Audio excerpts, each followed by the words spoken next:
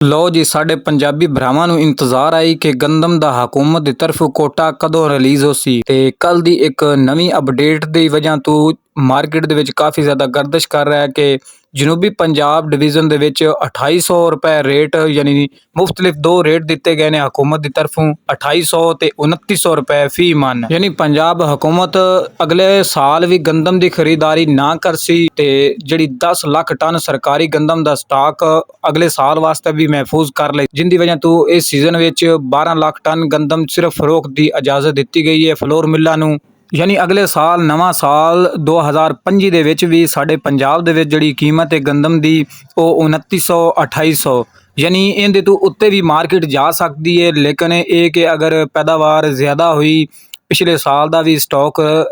ਪੰਜਾਬ ਦੇ ਵਿੱਚ ਮੌਜੂਦ ਹੋਇਆ ਤੇ ਫਿਰ ਜਿਹੜੀ ਇਹ ਨਾ ਆਉਣ ਵਾਲੀ ਗੰਦਮ ਉਹ ਰੇਟ 3000 2800 3200 ਇੱਥੇ ਤੱਕ ਹੀ ਰਹਿਣਗੇ। ਅਗਰ ਪੈਦਾਵਾਰ ਬਹੁਤ ਹੀ ਘੱਟ ਹੋਈ ਯਾਨੀ ਬੰਪਰ ਕ੍ਰੌਪ ਪੈਦਾਵਾਰ ਨਾ ਹੋਈ ਤੇ ਫਿਰ ਗੰਦਮ ਦੇ ਉੱਪਰ ਜਾਣ ਦੇ ਚਾਂਸ ਬਣ ਸਕਦੇ ਨੇ, ਜਾਂ ਕੋਈ ਹਕੂਮਤ ਗੰਦਮ ਤੋਂ ਮਸਮੀਆਤ ਜਾਂ ਗੰਦਮ ਐਕਸਪੋਰਟ ਦੀ ਵੀ ਇਜਾਜ਼ਤ ਦੇ ਦੇਵੇ ਤੇ ਫਿਰ ਵੀ ਗੰਦਮ ਦੇ ਰੇਟ ਵਧਣ ਦੇ ਚਾਂਸ ਬਣ ਸਕਦੇ ਨੇ ਸਾਲ 2025 ਦੇ ਵਿੱਚ। ਲੇਕਿਨ ਹੁਣ ਹਕੂਮਤ ਦੀ ਤਰਫੋਂ ਕਾਫੀ ਜ਼ਿਆਦਾ ਦੋਸਤਾਂ ਨੂੰ ਇੰਤਜ਼ਾਰ ਸੀ ਕਿ ਗੰਦਮ ਦੇ ਰੇਟ ਯਾਨੀ 2800 ਤੇ 2900 ਰੁਪਏ ਫੀ ਮਨ ਮੁਕਰਰ ਕਰਨੇ ਦੇ ਵਜ੍ਹਾ ਇਹ ਵੀ ਹੈ ਕਿ ਇਸ ਵਾਰੀ ਜਿਹੜੀ ਹੈ ਹਕੂਮਤ ਹੈ ਉਹ ਉਹਨਾਂ ਦਾ ਟਾਰਗੇਟ ਇਹੀ ਹੈ ਕਿ ਜਿਹੜੀ ਆਟੇ ਦੀ ਕੀਮਤ ਹੈ ਉਹ ਮੌਸਤਕ ਰੱਖੀ ਜਾਵੇ, ਯਾਨੀ ਆਟੇ ਦੇ ਜਿਹੜੇ ਰੇਟ ਨੇ ਉਹ ਮਜ਼ੀਦ ਨਾ ਵਧਣ। ਇਸ ਟਾਈਮ ਪੰਜਾਬ ਦੇ ਵਿੱਚ ਗੰਦਮ ਦੀ ਸੂਰਤ ਹਾਲ ਇਹ ਹੈ ਕਿ ਇਸ ਟਾਈਮ ਮੰਡੀਆਂ ਦੇ ਵਿੱਚ ਤੇ ਗੰਦਮ ਬਿਲਕੁਲ ਨਾ ਹੋਣੇ ਦੇ ਬਰਾਬਰ ਹੀ ਹੈ ਤੇ ਓਪਨ ਮਾਰਕੀਟਾਂ ਦੇ ਵਿੱਚ ਗੰਦਮ ਦੇ ਰੇਟ ਕਾਫੀ ਜ਼ਿਆਦਾ ਵਧੇ ਹੋਏ ਨੇ, ਯਾਨੀ ਰੇਟ 2800 ਤੋਂ ਲੈ ਕੇ ਤੇ 3200 3300 ਰੁਪਏ ਤੱਕ।